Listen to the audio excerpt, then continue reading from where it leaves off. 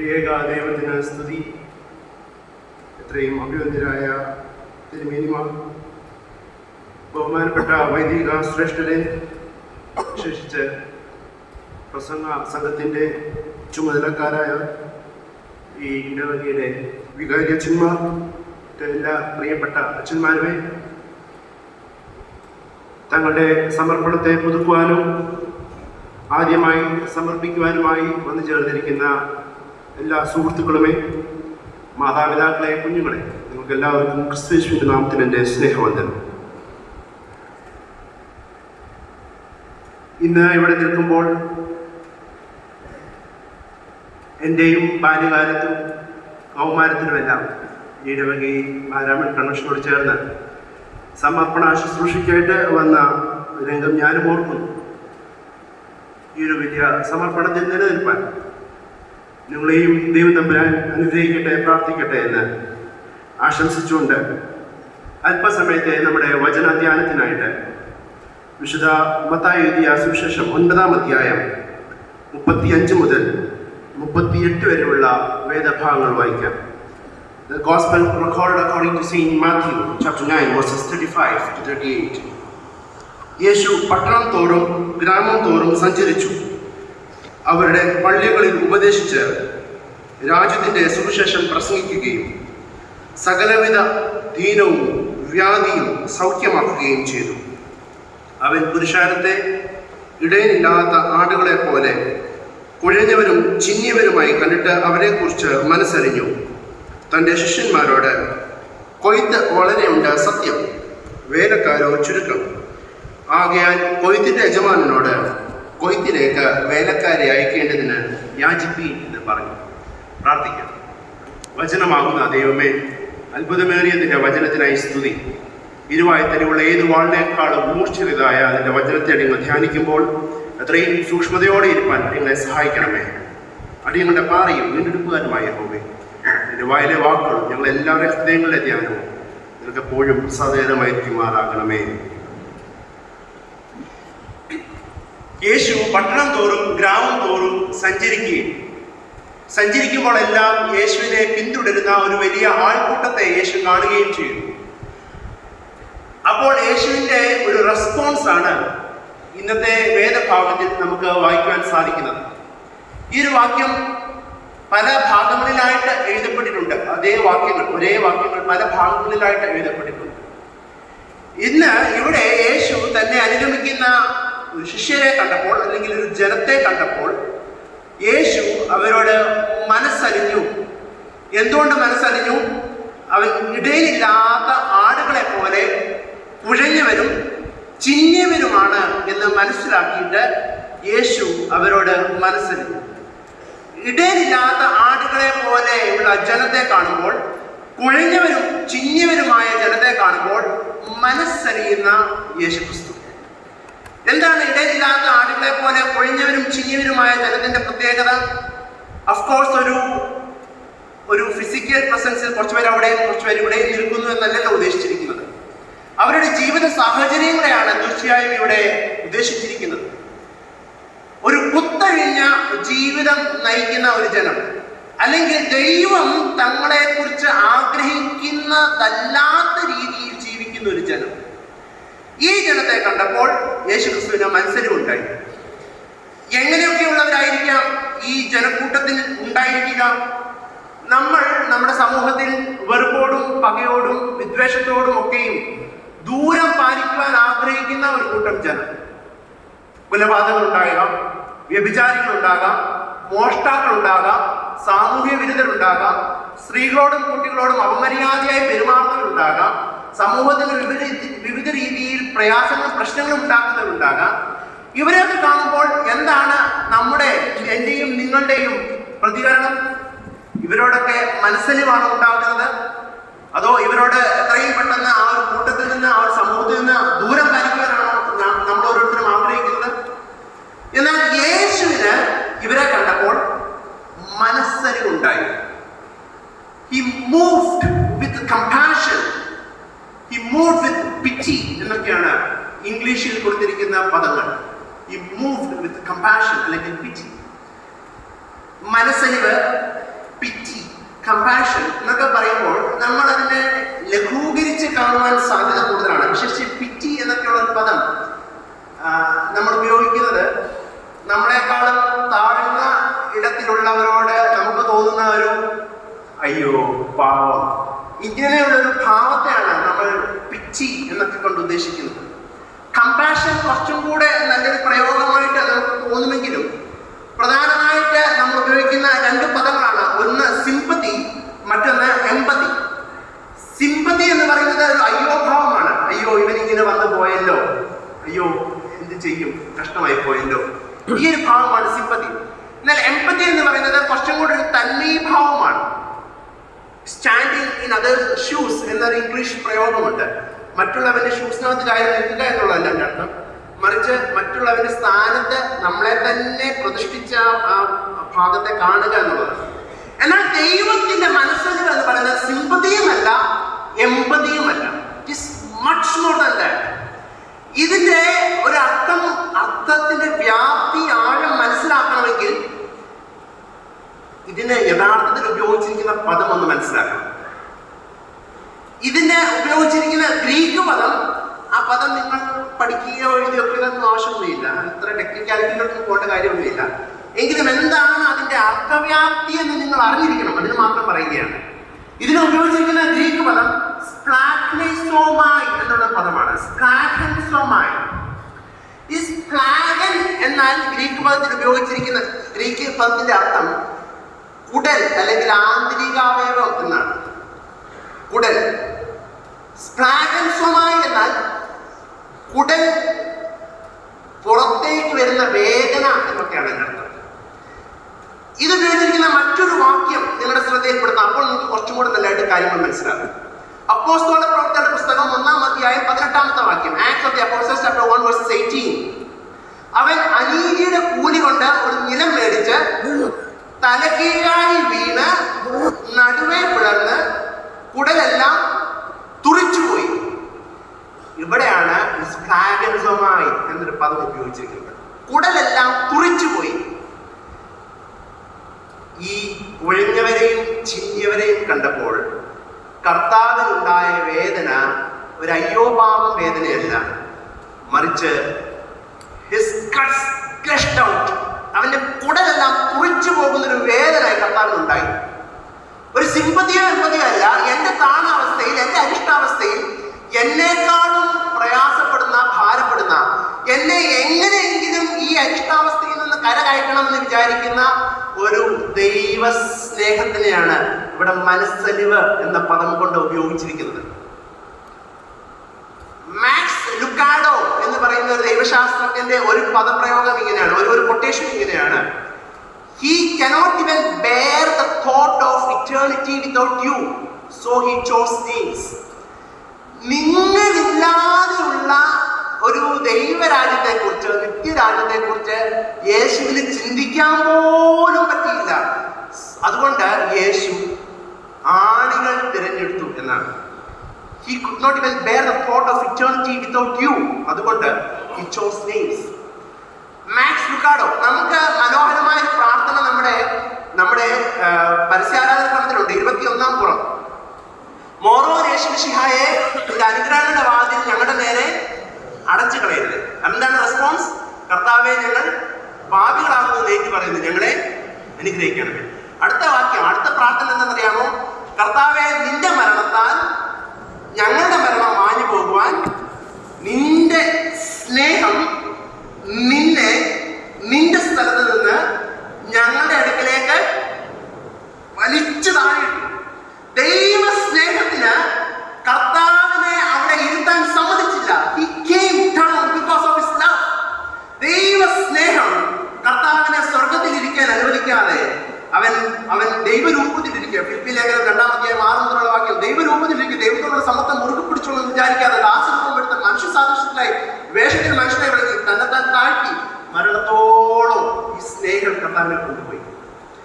ഈ സ്നേഹത്തെ പ്രഘോഷിക്കാനാണ് നിങ്ങൾ ഓരോരുത്തരും ഇന്നിവിടെ വന്നിരിക്കുന്നത്, മറ്റൊന്നിനുമല്ല. ഈ സ്നേഹത്തെ സാക്ഷ്യപ്പെടുത്താനാണ്, ഈ സ്നേഹത്തിന്റെ ശുശ്രൂഷക്കാരായിട്ടാണ് നിങ്ങൾ ഓരോരുത്തരും ഇന്നിവിടെ വന്നിരിക്കുന്നത്.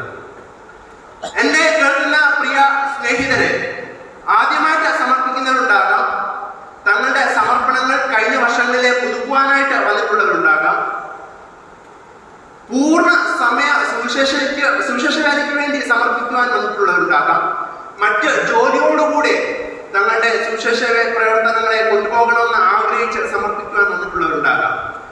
ഏത് കൂട്ടരായിരുന്നാലും നിങ്ങൾക്കൊരൊറ്റ ജോലിയേ ഉള്ളൂ. എന്താണെന്നറിയാമോ?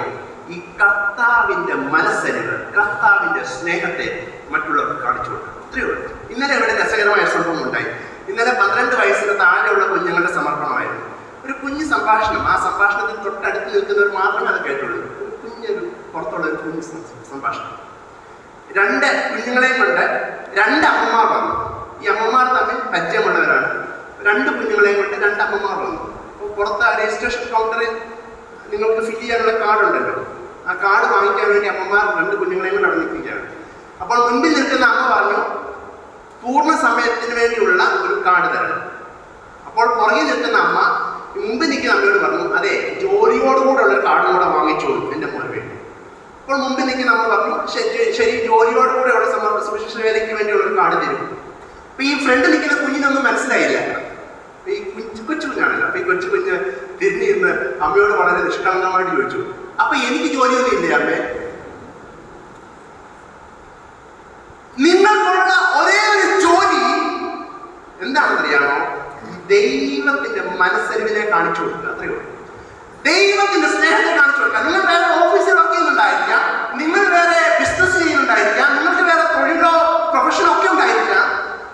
Nothing matters. നിങ്ങളുടെ ഒരേ ഒരു ജോലി എന്താണെന്ന് അറിയാമോ? എവിടെ ആയിരുന്നാലും, എങ്ങനെയൊക്കെ ആയിരുന്നാലും, എവിടെ ദൈവം ആക്കി വെക്കുന്നോ അവിടെയെല്ലാം ഈ ദൈവത്തിന്റെ മനസ്സരിവ്, മറ്റുള്ളവന്റെ വേദനയിൽ അവനേക്കാളും കഷ്ടപ്പെടുന്ന ഈ ദൈവത്തിന്റെ മനസ്സലിവ്, സ്വർഗത്തിൽ ഈ ദൈവത്തെ ഇരുത്തുവാൻ അനുവദിക്കാതെ ഭൂമിയിലേക്ക് കൊണ്ടുവന്ന ദൈവത്തിന്റെ മനസ്സലിവ്. റോമാലേഖനം 8-35 വാക്യത്തിൽ ചോദിക്കുന്നു, ഈ ക്രിസ്തുവിന്റെ സ്നേഹത്തിൽ നിന്ന് എന്നെ വേർതിരിക്കുന്ന എന്താണ്?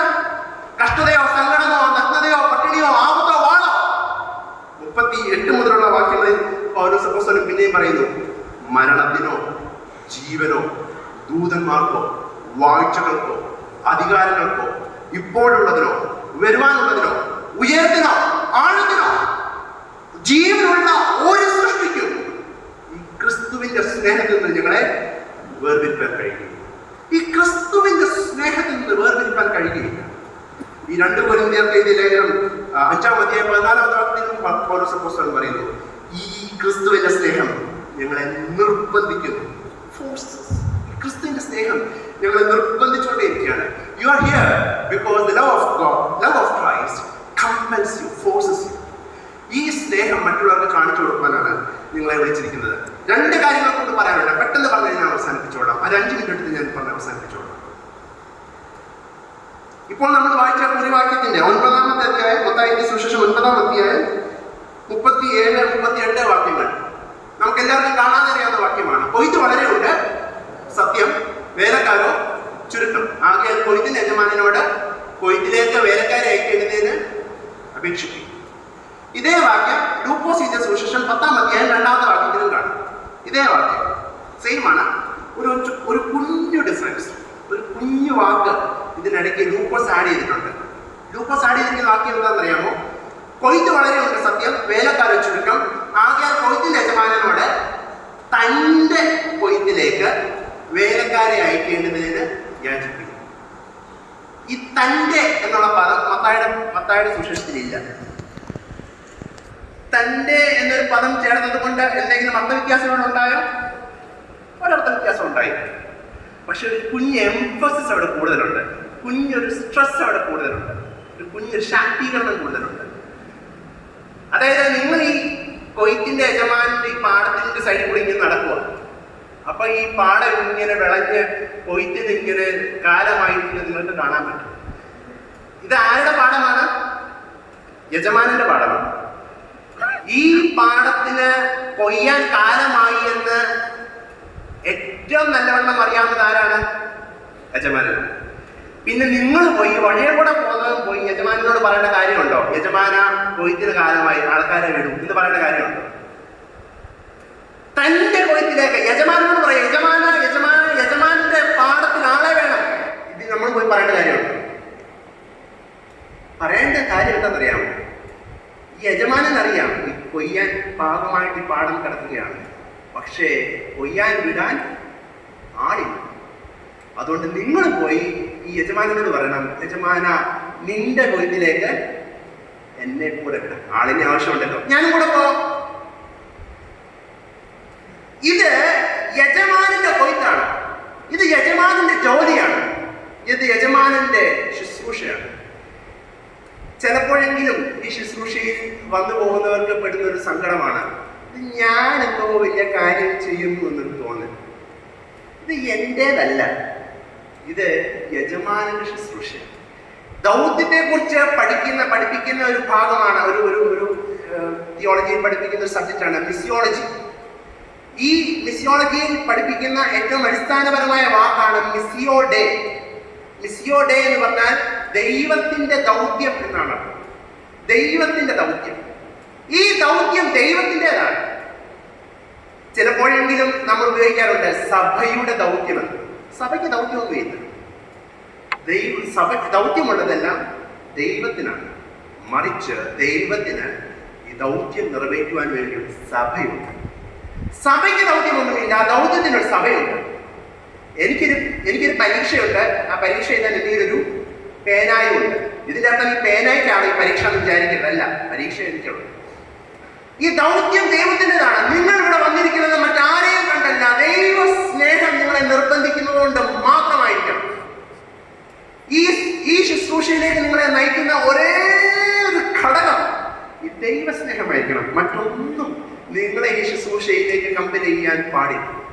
ഈ ശുശ്രൂഷ ദൈവം നിങ്ങളെ പരിമേൽപ്പിക്കുന്ന ഓർമ്മ വേണം. വിശേഷിച്ച് ഇപ്പോൾ സാമൂഹിക മാധ്യമങ്ങളുടെ അതിപ്രസരത്തിന്റെ കാലഘട്ടമാണ്. ഞാൻ ഇവിടുന്ന് തുമ്മിയാൽ പിറ്റേ ദിവസം വീഡിയോ വരും, അച്ഛൻ അവിടെ നിന്ന് തുമ്മാമോ, എന്തൊക്കെയാണ് ഈ അച്ഛൻ ഇവിടെ നിന്ന് ചെയ്യുന്നത് എന്നൊക്കെ ചോദിച്ചുകൊണ്ട് വലിയ ലേഖനങ്ങൾ എഴുതുന്നുണ്ട്. അതുകൊണ്ട് അച്ഛൻ അങ്ങനെ ചെയ്തല്ലോ, എന്നാൽ എനിക്ക് ശുശ്രൂഷ വേണ്ട എന്ന് പറഞ്ഞു പോകരുത്. കാരണം നിങ്ങളെ വിളിച്ചിരിക്കുന്ന ഈ അച്ഛനല്ല, ഈ സഭയല്ല, നിങ്ങൾ ഈ കാണുന്ന ആരുമല്ല. നിങ്ങളെ വിളിച്ചിരിക്കുന്നത് ദൈവത്തിന്റെ സ്നേഹമാണ്. അതുകൊണ്ട് ദൈവ സ്നേഹത്തിൽ ഉറച്ചു നിൽക്കുക എന്നുള്ളതാണ് നിങ്ങൾക്കുള്ള ഏറ്റവും വലിയ ഒരു ശുശ്രൂഷ. ഈ സ്നേഹം നിങ്ങളെ നിർബന്ധിച്ചുകൊണ്ടേയിരിക്കണം. ഈ സ്നേഹം നിങ്ങളെ ഉറങ്ങാൻ അനുവദിക്കരുത്. ഈ സ്നേഹം നിങ്ങളെ സമാധാനത്തോടെ ഇരിക്കാൻ അനുവദിക്കരുത്. കർത്താവിനെ സ്വർഗത്തിൽ സ്വസ്ഥമായിട്ട് ഇരിക്കാൻ അനുവദിക്കാതെ ഭൂമിയിലേക്ക് കൊണ്ടുവന്ന ഈ ഒരു ദൈവസ്നേഹത്തിന്റെ വാഹകരായിരിക്കാൻ നിങ്ങൾ ഓരോരുത്തരെയും വിളിച്ചിരിക്കുന്നു. പക്ഷേ മൂന്നാമതായിട്ട് പറയാനുള്ളത്, ഈ ഭാഗം ഇവിടെ കൊണ്ട് അവസാനിച്ചു പോയി. ബാക്കി എന്തേ? ഞാൻ ഈ സുവിശേഷകർക്ക് പോയി, അല്ലെങ്കിൽ ഈ കൊയ്ത്തിന് പോയി. പിന്നെ എന്റെ കാര്യമായിരുന്നു നോ ടേംസ് ആൻഡ് കണ്ടീഷൻസ്. എനിക്ക് എന്ത് കിട്ടും? No guarantee. എന്തെങ്കിലും കിട്ടാൻ വേണ്ടിയാണ് ഈ ശുശ്രൂഷയ്ക്ക് വന്നിട്ടുള്ളതെങ്കിൽ അതെല്ലാം, ആ മോഹങ്ങളെല്ലാം ഇവിടെ വെച്ച് കളയുക. എന്തെങ്കിലും ചെയ്യാൻ വേണ്ടിയാണ് ഈ ശുശ്രൂഷയ്ക്ക് വന്നിട്ടുള്ളതെങ്കിൽ അങ്ങനെ ഒരു ടേംസ് ആൻഡ് കണ്ടീഷൻസും ഈ കർത്താവ് മുമ്പോട്ട് വെച്ചിട്ടില്ല. എനിക്ക് വേദപുസ്തകത്തിൽ ഏറ്റവും ഇഷ്ടമുള്ള ഭാഗം വാക്യം ഏതെന്നറിയാമോ? ലൂക്കോസിന്റെ സുവിശേഷം 17-ാം അധ്യായം 10-ാമത്തെ വാക്യമാണ്. ആ 10-ാമത്തെ വാക്യം മനസ്സിലാകണമെങ്കിൽ 7 തൊട്ടുള്ള വാക്യം വായിക്കണം. അതിങ്ങനെയാണ്: നിങ്ങൾക്ക് ഒഴുകുകയോ മേയ്ക്കുകയോ ചെയ്യുന്ന ഒരു ദാസനുണ്ട് എന്നിരിക്കട്ടെ, അവൻ വയലിൽ നിന്ന് വരുമ്പോൾ വേഗം ക്ഷണത്തിൽ വന്ന് ഊണിനിരുന്നു കൊള്ളുക എന്ന് നീ പറയുന്നു.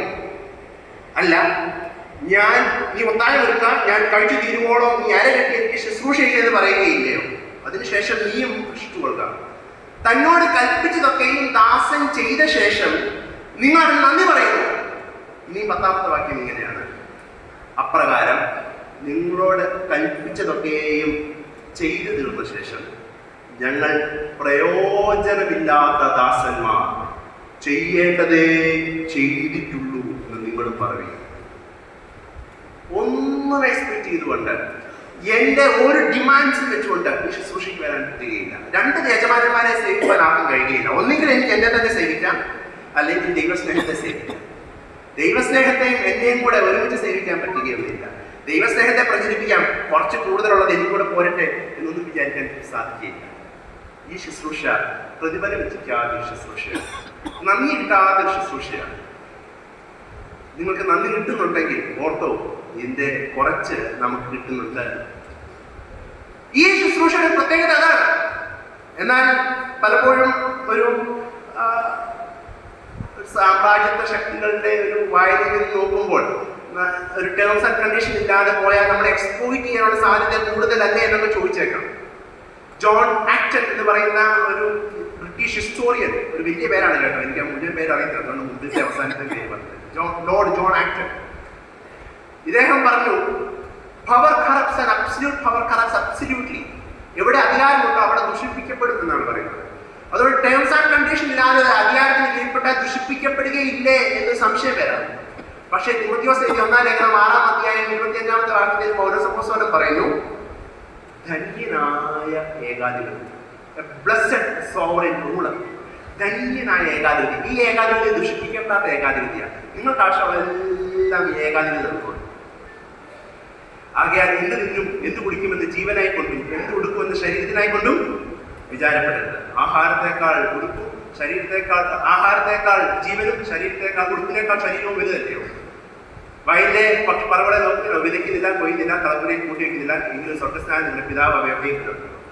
ആകെ മുമ്പേ അവന്റെ രാജ്യവും നീതിയും അന്വേഷിക്കുകയും അതോടുകൂടി ഇതൊക്കെ സകലമല്ല, ഇതൊക്കെയും നിങ്ങൾക്ക് കിട്ടുന്നതൊക്കെ കിട്ടിക്കൊള്ളും. പക്ഷേ അതിനുവേണ്ടി നിങ്ങൾ ഈ ശുശ്രൂഷയ്ക്ക് വേണ്ടി ഇറങ്ങരുത്.